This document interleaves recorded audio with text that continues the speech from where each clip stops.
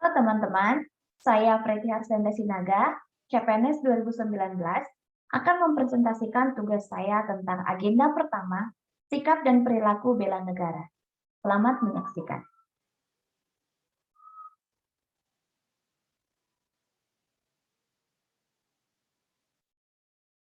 Sikap dan perilaku bela negara, kita akan membahas 4 topik penting tentang topik ini, yaitu tentang wawasan kebangsaan, nilai-nilai bela negara, isu kontemporer, kesiapsiagaan bela negara, dan di bagian akhir kita akan membahas sedikit tentang aktualisasi.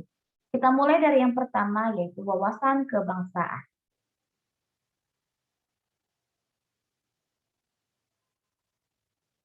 Wawasan kebangsaan adalah cara pandang bangsa Indonesia dalam rangka mengelola kehidupan berbangsa dan bernegara yang dilandasi oleh jati diri bangsa.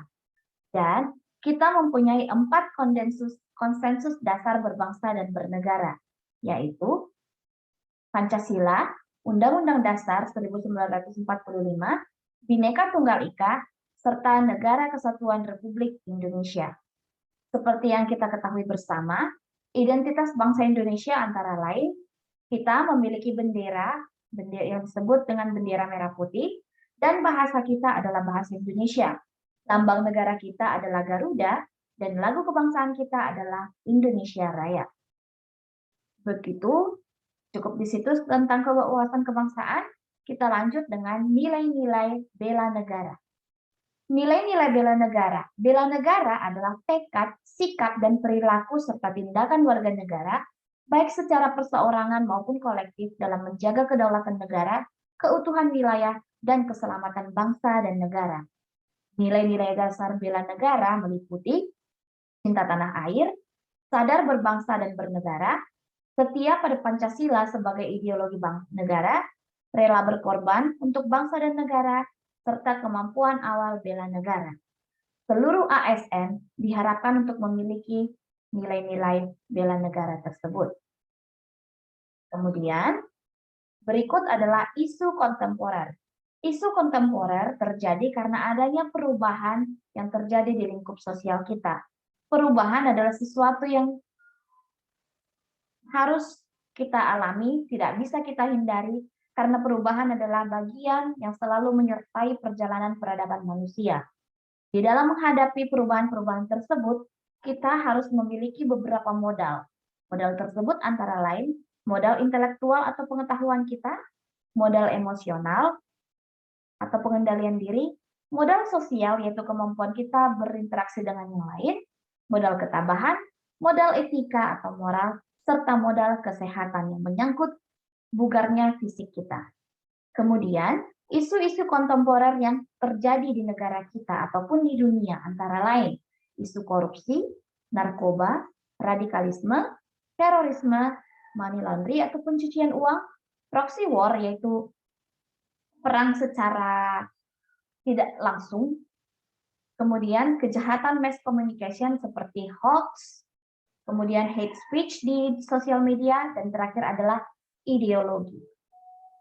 Dan teknik menganalisis isu-isu kontemporer ini ada beberapa macam, yaitu mind mapping, fishbone, analysis SWOT, gap analysis, UFG atau urgency, seriousness, dan growth, kemudian APKL yang kepanjangannya adalah aktual, problematik, dan kelayakan. Dalam menghadapi isu-isu kontemporer ini, kita wajib memiliki kesiapsiagaan membela negara kita. Kesiapsiagaan bela negara adalah suatu keadaan siap siaga yang dimiliki oleh seseorang, baik secara fisik, mental, maupun sosial, dalam menghadapi situasi kerja yang beragam. Kesiapsiagaan bela negara meliputi kesehatan jasmani atau fisik kita dan kesehatan mental kita.